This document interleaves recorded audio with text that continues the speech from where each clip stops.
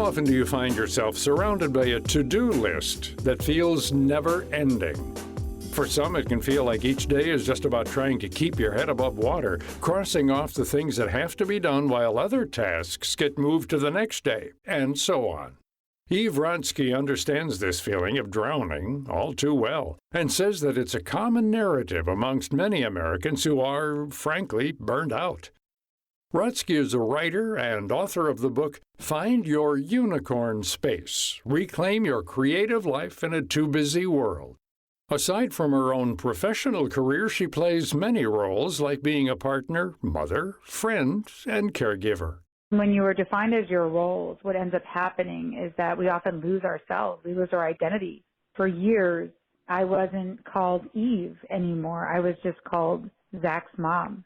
But this is no longer the case. She's still a mom, but also sets aside some time to be her own person. Rodsky completed her JD from Harvard Law School and eventually shifted to work within family mediation, strategy, and organization management.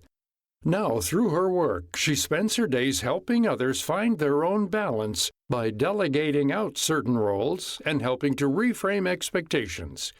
She points out that the current framework of society feeds into this issue, especially for women who often take on invisible roles. I think people are recognizing that they don't want to live in a construct of what Professor Claudia Golden calls greedy work, where one partner, we've been tasking one partner with a more flexible job with less economic security in order to make space for the other partner to be able to be on 24 hours a day. I don't think that's serving anybody, whether it's women, men, non-binary individuals. We're starting to say we're fed up and we're not going to take it anymore. This also applies to parents who are both working and don't have access to the societal supports they need. We can't live in a place where we don't have paid leave or we don't have access to childcare, where it's just so difficult to be a caregiver.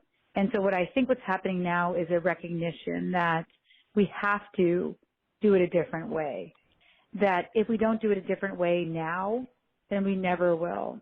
And this is also affecting the mental health of many Americans. Take workplace stress, for example. According to a 2021 survey conducted by the American Psychological Association, 71% of respondents say they typically feel tense or stressed out during each workday.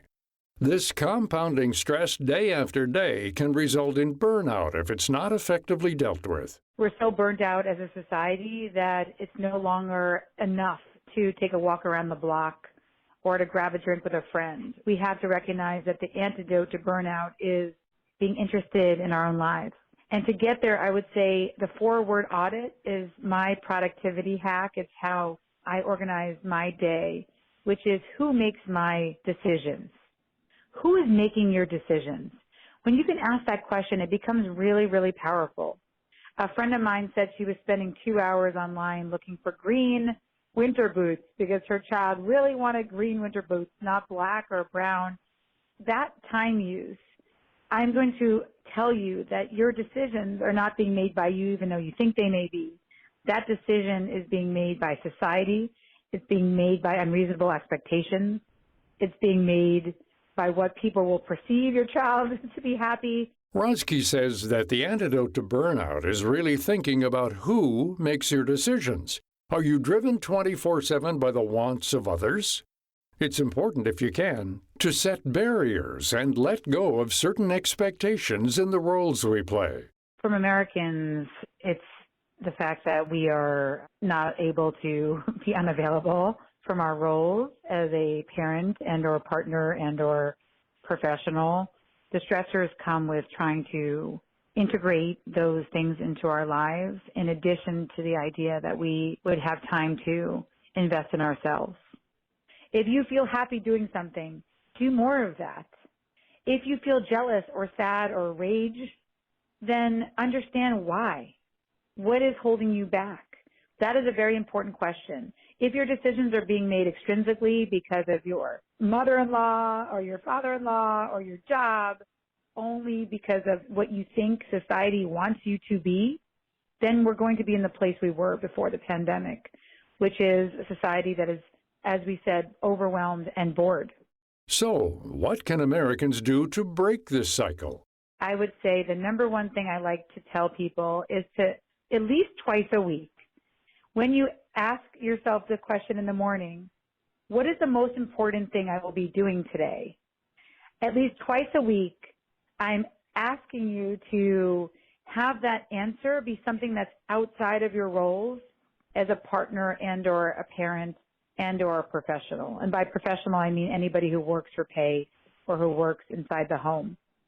Twice a week, the most important thing that you do that day should be something outside of those roles. It can be as small as doing something for yourself for 10 or 20 minutes out of the day. And this doesn't mean investing in a new full-blown hobby. I don't like expectations unless they're explicitly defined and you realize that they're not extrinsically motivated. I think, sadly, our unicorn space, all of our space that can be used for active pursuits that make us come alive, that it's been muddied with the idea of a side hustle, that somehow this thing that you're doing has to make money, that this thing you're doing has to be extrinsically rewarding, that it has to be perfect, that you have to be excellent. Being a mediocre dancer is perfect as long as you are curious about Bollywood hip-hop, that you connect through maybe a Zoom dance class, and that you complete that class.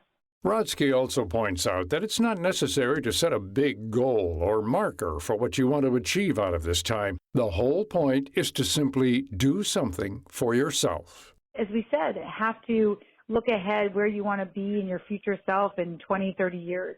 It just means that you have a little bit of a future orientation to know that maybe your dream is to learn to master French cooking, but that it starts with learning to saute an onion, which I wouldn't even know how to do. Or as I was just on the phone with somebody who said that their dream is to learn Korean, and they're doing it through K-pop songs. They download 2 K-pop songs a day, and they just listen to it to start recognizing words. It can start that simply. Rodsky says change happens on many levels. There's individual change that's driven by personal actions like listening to K-pop or taking a dance class, and then also societal change that's created by education and awareness, among other things.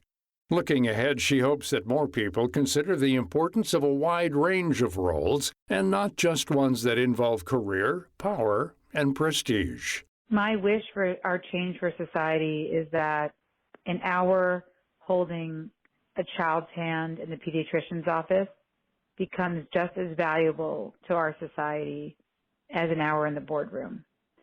If we start to value intrinsic, unpaid labor, care, and housework, and we recognize it as our humanity, we will live in a society that is ready for the disruptions, that is more connected, that is more curious, and ultimately where we get to complete more of our dreams. To find out more about this topic and our guest, Steve Rodsky, visit viewpointsradio.org. You can also check out her new book, Find Your Unicorn Space, Reclaim Your Creative Life in a Too Busy World, available online and in bookstores now. For more behind the scenes, visit viewpointsradio.org.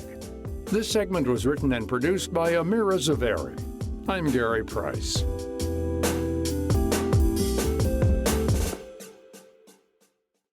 Coming up on Viewpoints. I've made more friends through Peloton than any other, I'll call it, institution in my adult life. The appeal of at-home fitness. Then, there is no universal single time for anyone to know. What time it is going to depend on everybody's individual location and personal history, how they've been moving around. The intricacies of time. I'm Marty Peterson. And I'm Gary Price. These stories in depth on your public affairs magazine, Viewpoints.